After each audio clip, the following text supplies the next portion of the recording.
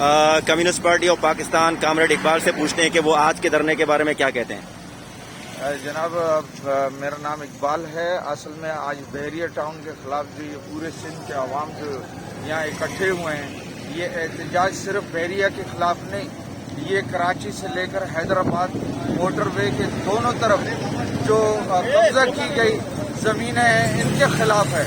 ہم یہ کہتے ہیں کہ اس میں جو ہے زرداری، ملک ریاض اور کاروباری جو جرنلز ہیں، یہ ان لوگوں کا جو ہے نا یہ کیا دھرا ہے۔ اس کے خلاف پورے سندھ کی عوام آج جو ہے بحریہ ٹاؤن کے سامنے اکٹھی ہو رہی ہے